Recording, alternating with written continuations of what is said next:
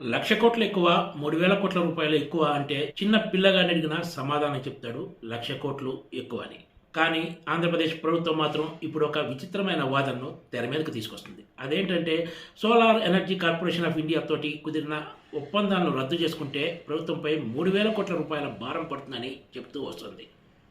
ఇదే టీడీపీ జగన్ హయాంలో కుదిరిన సోలార్ విద్యుత్ కొనుగోలు ఒప్పందాల వలన ప్రజలపై వచ్చే 25 ఏళ్ల కాలంలో 1,00,00,000 కోట్ల రూపాయల పైనే భారం పడుతుందని వాదించింది.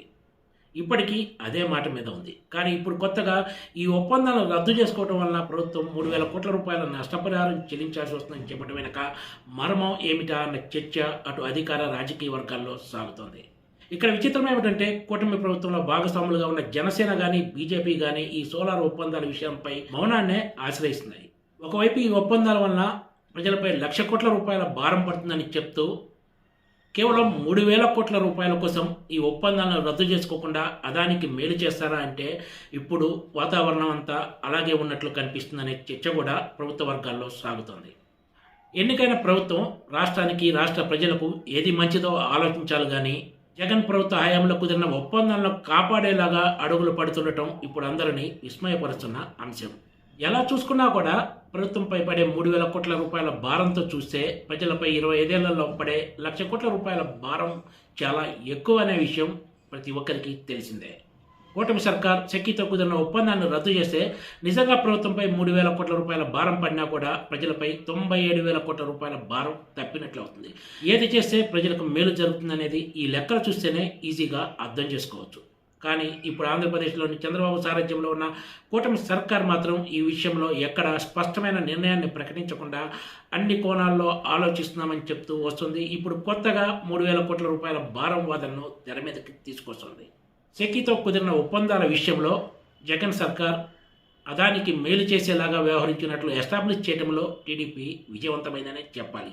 ఆర్థిక శాఖ అభ్యంతరాలను కూడా తాజాగా వెలుగులోకి తెచ్చి జగన్ అదానీ కంపెనీలకు అనుకూలంగా వ్యవహరించినట్లు తేల్చడంలో విజయవంతమయ్యారు. ఇంతవరకు బాగానే ఉంది.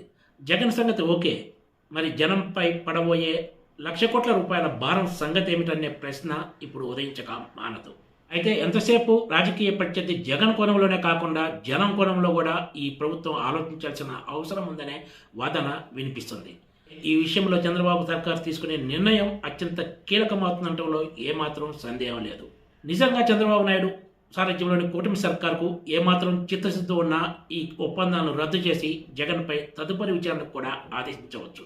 ఎందుకంటే ప్రభుత్వం చేతిలోనే ఇప్పుడు రికార్డులన్నీ ఉన్నాయి. దీనికోసం ఎవరిపై ఆధారపడాల్సిన అవసరం కూడా లేదు. కానీ ఇప్పుడు ఆ పని చేయకుండా అదానీని కాపాడటం కోసమే కేవలం 3,000 కోట్ల రూపాయల నష్టపరిహారం చెల్లించాల్సి వస్తుందనే వాదన తెరపైకి తీసుకొచ్చినట్లు చెప్తున్నారు.